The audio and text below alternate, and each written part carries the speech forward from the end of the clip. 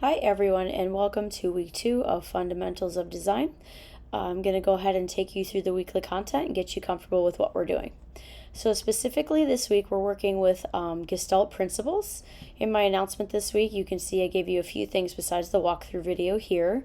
I also gave you a little video to the Gestalt principles. It's about a 20-minute watch and it's totally worth the watch.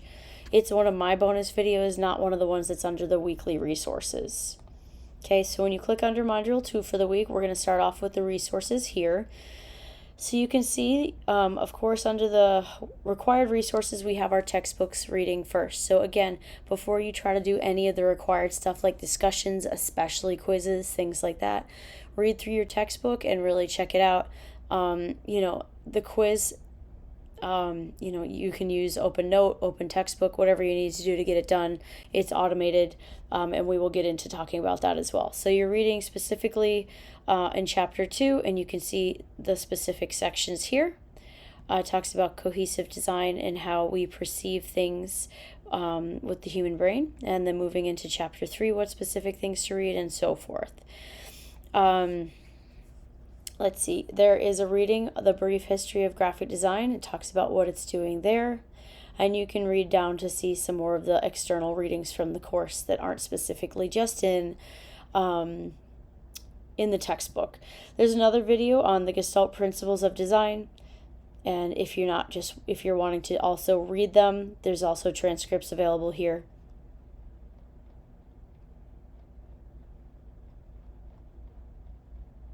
Under the optional things, you can see that there's also Making Famous Graphic Designs Better, a before and after, and they do some really fun things with like bad designs and revising them.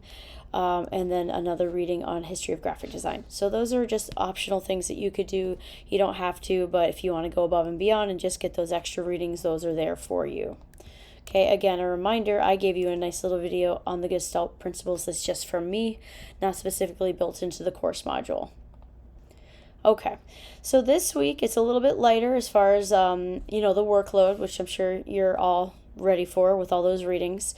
We're doing a discussion on the analysis of design. So as a graphic designer, you need to be creative and aligned with your client's needs. By using the right elements and principles in your design, you can ensure that the visual artifacts you create not only conform to the established industry standards, but also meet client expectations.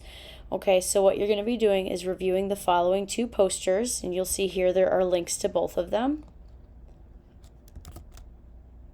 Okay, there's also a text version of them, but it's not super helpful because this is a visual compare and contrast. So you're shooting for no more than 2 to 3 paragraphs. You're going to compare and contrast how the elements of color and typography were used in both posters.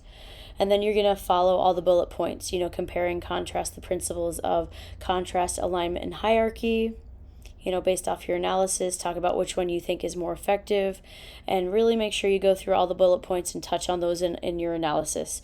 If you click on the discussion rubric, you'll see all the little things that you need to touch on if you need more details on that. Okay, so you want that initial post to be posted no later than Thursday. All right, and then after that, you have all the way into the end of the week on Sunday evening to respond to 2 of your peers' initial posts and answering the following.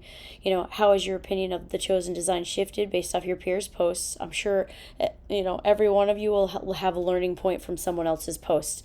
Maybe they mentioned something that you didn't see, or they, maybe they're on the same wavelength as you, but they said it in a different way. There's a lot of learning in this discussion post here. So what new insights did you gain? Okay, so you'll be, responding and talking about the work with your peers. Okay, the other portion this week is the Module 2 quiz. So when you click on that, it'll be, I think there's a time limit on it, but it's very generous.